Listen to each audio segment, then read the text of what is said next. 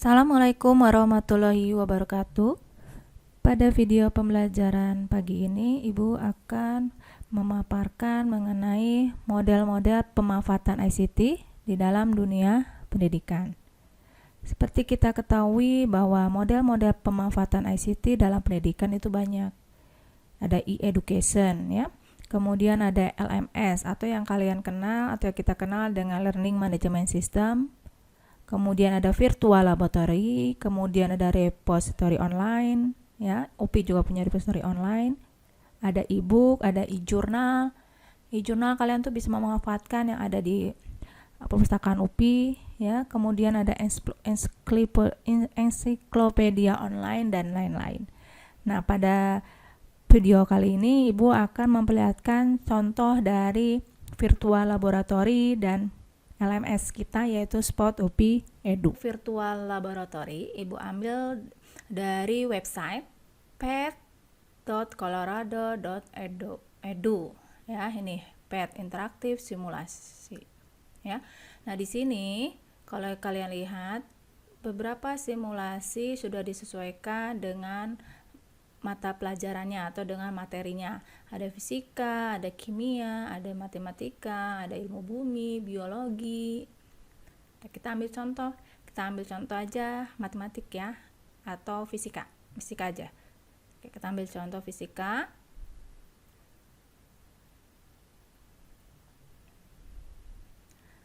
Nah, di fisika ini sudah banyak sekitar 106 ya, 106 simulasi yang bisa kalian manfaatkan. Jadi intinya virtual laboratory itu bisa Anda manfaatkan jika memang laboratorium di sekolah yang nanti Anda ajar itu tidak optimal ya, atau belum tersedia. Nah, kalau belum tersedia, Anda bisa manfaatkan virtual laboratory yang sudah ada di website. Nah, di sini Ibu tadi ngambil contoh simulasi untuk pelajaran fisika dan mengeluarkan sekitar 106 simulasi. Jenis-jenisnya juga Anda bisa lihat tuh subjeknya. Mau tentang apa? Mau tentang radiasi, electricity, ya itu banyak. Ya. Kemudian juga Anda bisa milih ya, mau disesuaikan dengan level elementary school kah, middle school kah, high school, atau universitas. Nanti disaring lagi tuh untuk elementary school ya, untuk sekolah dasar itu bisa. Nanti Ibu akan contohkan untuk color vision. Nanti ya tinggal kalian klik aja ya, color vision gini, klik. Nanti tinggal download. Nah, kalau sudah di-download nanti akan muncul seperti ini. Nah, ya, ini contoh simulasi untuk tampilan warna cahaya.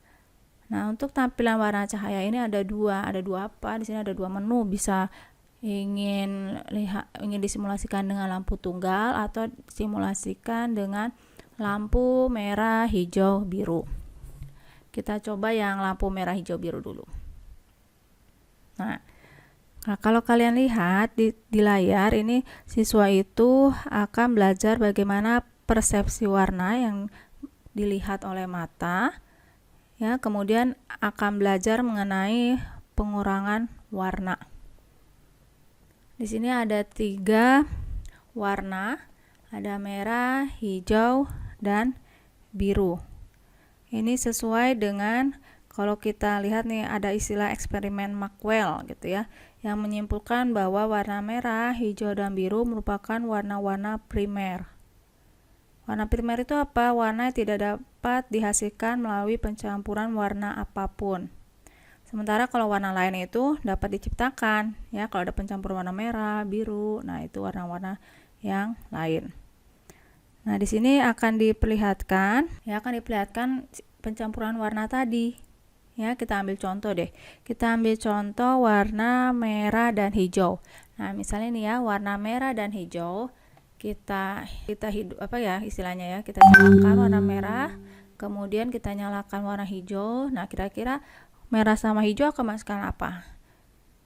Ya, harusnya kuning kan? Nah, kita lihat apakah betul persepsinya jadi warna kuning. Nah, betul kan? Jadi visual yang dihasilkan itu akan berwarna kuning. Ini tergantung nih, lihat, ini tergantung dari warna yang kita berikan. Semakin banyak warna hijau yang diberikan seperti ini. Tapi kalau warna hijaunya yang kita kurangi, nah warnanya akan sini. Atau merahnya yang kita kurangi ya seperti ini. Ya. Oke, contoh yang lain, misalkan warna merah dan biru. Nah, kita off-kan dulu yang warna hijaunya kita off-kan, merah dan biru. Nah, kalau merah dan biru dia akan menghasilkan warna apa? Nah, ada warna ungu, ya. Nah, ini kan bisa Anda simulasikan untuk anak sekolah dasar tentang pencampuran warna, ya. Ya, sebelumnya Anda jelaskan dulu lah teori tentang warna. Warna itu kalau menurut teorinya yang Ibu baca itu adalah unsur cahaya yang dipantulkan oleh sebuah benda, kemudian diinterpretasikan oleh mata. Tuh ya, diinterpretasikan oleh mata berdasarkan cahaya yang mengenal benda tersebut.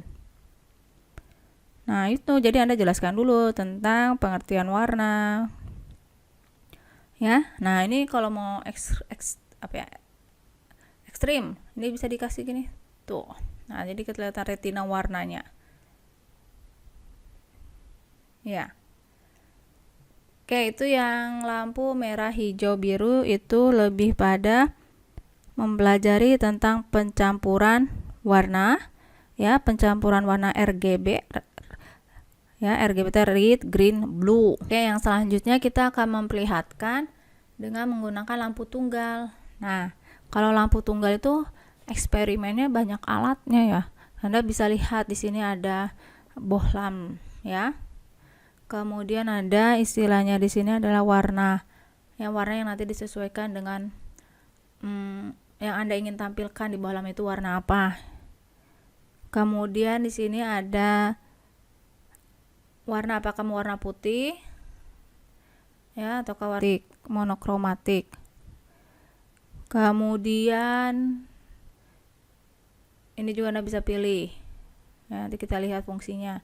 Kemudian ada filter cahaya. Filter cahaya ini mau dihidupkan. Nah, ada kan? Atau dimatikan. Kita dimatikan dulu. Nah, kita mulai ya. Nah, ini tadi persepsi warna oleh retina manusia. Di sini nih, persepsi warnanya nanti. Kita hidupkan dulu nih. Center. Nah, kita hidupkan. Warna bohlamnya warna kuning. Nih, ini bisa diatur nih. Tuh, sesuai. Oh, nerimanya sama. Kalau bohlamnya warna merah, juga warna merah. Hijau, warna hijau. Biru, warna biru. Ungu, warna biru. Ungu, warna ungu gitu ya.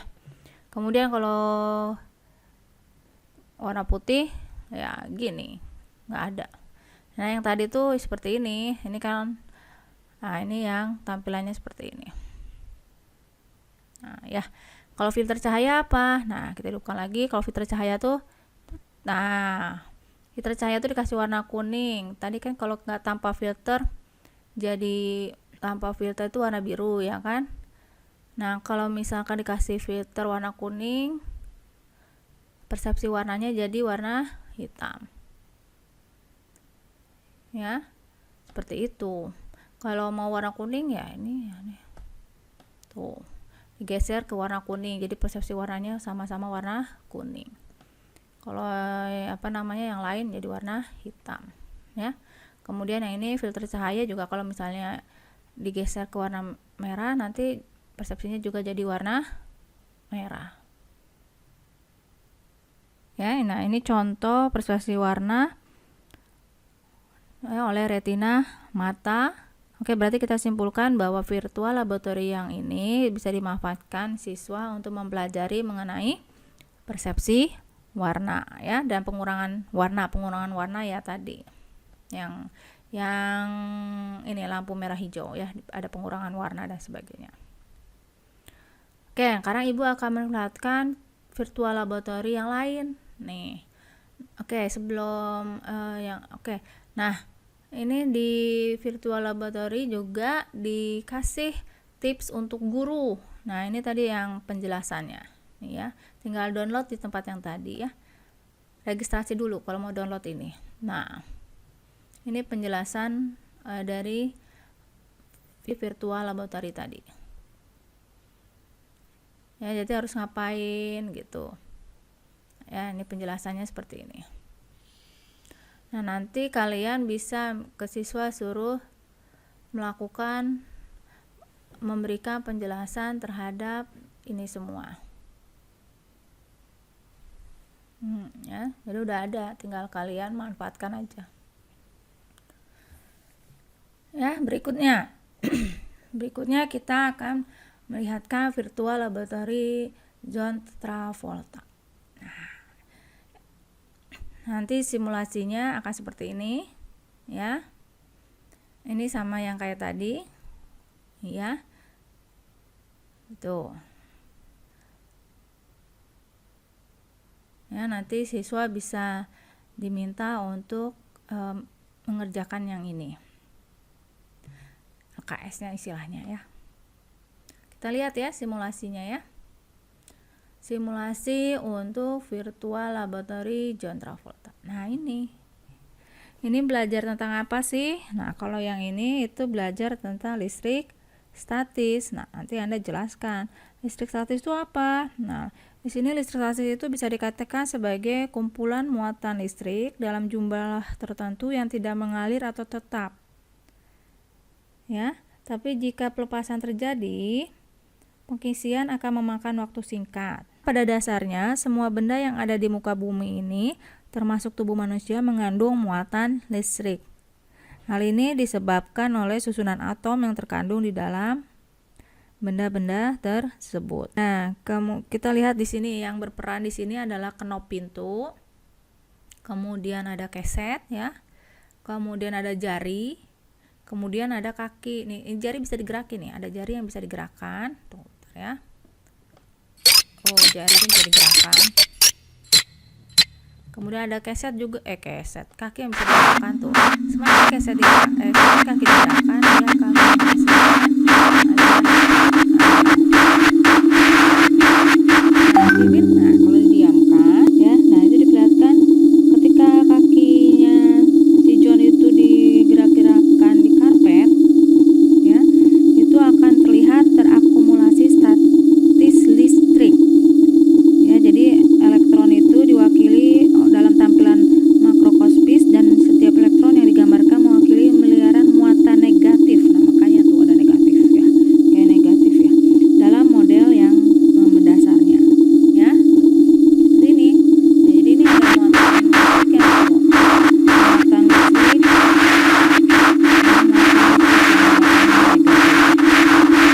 Kemudian jika ini tangannya digerakkan, nah seperti itu ya.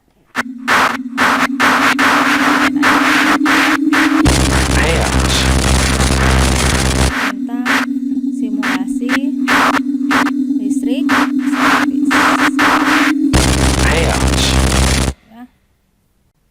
Oke, selanjutnya Ibu akan memperlihatkan tentang salah satu contoh learning management system yang kita punya, yaitu Spot2P Edu. Nah, ini kalian akan lihat dari user interface-nya dosen ya. Ini Ibu udah masuk nih ya. Nah, di sini ada profil Ibu. Jadi di LMS itu akan menampilkan profil dosen. Kemudian ada daftar mata kuliah yang Ibu ampu. Nih daftar mata kuliahnya. Ada SKS-nya, ada dosennya siapa aja. Kalau kita dosennya ada lebih dari satu, akan tampil program studinya, kelas, tahun akademik. Ya. Kemudian kita bisa milih, misalkan ini literasi, ICT, dan media pembelajaran. Nah, fasilitas apa aja sih sebenarnya yang ada di LMS? Nah, intinya ini. Ada setting RPS, ada daftar mahasiswa, ada daftar nilai, ada BAP, berita acara perkuliahan, ada rekap kehadiran, ada pengumuman. Nah, kita lihat ya. Misalkan di setting RPS. Nah, kalau setting RPS ya kita setting nih. Ya, kita setting RPS-nya mulai dari capaian, deskripsi, ya, kemudian daftar rujukannya apa, kita tulis di situ. Kemudian kita entry setiap detail PS, pertemuan 1 mengapain, pertemuan 2 ngapain, pertemuan 3 dan seterusnya ya. Nah, nanti kalau sudah kita klik selesai. Nah, selesai. Nah, ya. Nah, kita balik lagi. Nah, nanti kita mau ke pertemuan berapa nih? Kita ambil contoh pertemuan 2. Nah, pertemuan 2 kita detail. Nah, di sini juga fungsi paling utama di dalam Learning Management System yaitu adanya fungsi di mana kita bisa memberikan materi, tugas, evaluasi, monitoring, diskusi, sampai yang layanan terbaru yang sudah ada ya, bisa menggunakan konferen dengan memanfaatkan Google Meet. Materi ya di sini kita bisa, jadi LMS itu bisa menyediakan, membantu dosen untuk memberikan materi kepada mahasiswanya. Ya sudah disediakan nih, user interface sudah disediakan. Simpan semua materi di sini, baik berbentuk apa saja, jenis-jenisnya berbeda-beda. Mau bentuk materinya berbentuk teks, file, URL atau video. Ya, jadi materi perkuliahan idealnya memang di Learning Management System itu bisa mencakup semua jenis produk yang ingin disampaikan oleh dosen. Kalau dosen mau menyampaikannya lewat teks, ada. Kalau mau menyampaikannya lewat file, jadi nanti tinggal download siswanya, ada. Atau menampilkan link, ataupun sampai menampilkan video pembelajaran. Kemudian kalau tugas, nah tugas juga sama ya. Di sini juga ada layanan tugas, bisa dikumpulkan via online atau via offline. Nah, kalau tugas itu akan terlihat kalau ada tugas kemudian ada nilainya. Ya, ini kalau udah di feedback oleh guru, nah ini seperti ini.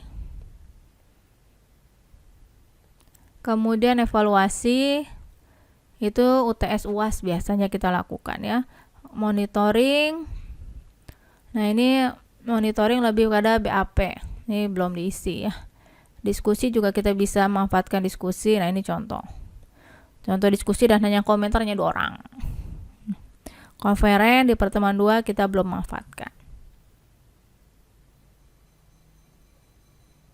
Ya, itu adalah konten-konten yang ada di Learning Management System.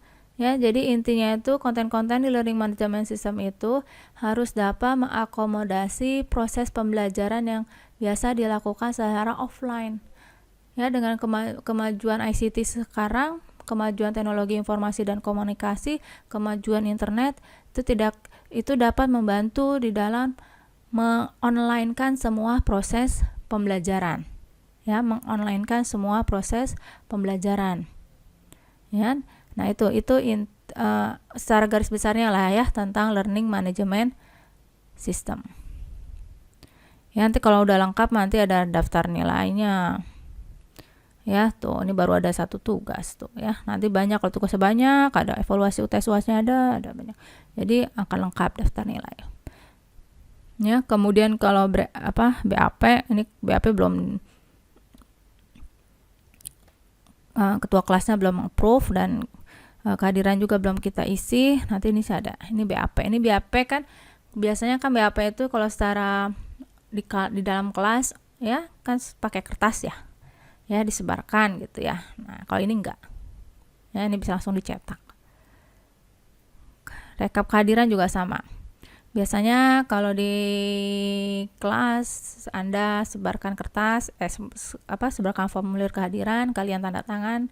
Kalau ini di checklist gitu ya, yang hadir dan enggak. Nah, intinya itu ya. Jadi intinya Learning Management System. Jadi bagaimana manfaat Learning Management System itu untuk mendukung proses pembelajaran dilakukan secara online, apalagi pada masa sekarang ya. Nah, itu bisa sangat sekali mendukung dengan adanya Learning Management System. Nah, ini contoh, kalau kalian mau, kalian bisa memanfaatkan sebenarnya Google Classroom juga ya. Konsep dari Learning Management System sudah ada di Google Classroom. Nah, kalian bisa manfaatkan nanti ya. Jadi kalau nanti di sekolah Anda belum ada LMS seperti Spot, UP Edu, ya kalian manfaatkan yang sudah tersedia, yaitu Google Classroom ya. Sekarang juga guru-guru juga banyak manfaatkan Google Classroom ya. Guru-guru di sekolah anak ibu juga pakai Google Classroom Ya, itu salah satu contoh LMS. Oke ya, demikian video pembelajaran dari Ibu. Semoga bermanfaat dan Anda bisa mempelajari virtual laboratory yang lain yang sesuai dengan subjek yang ingin Anda sampaikan kepada siswa. Ya, Assalamualaikum warahmatullahi wabarakatuh.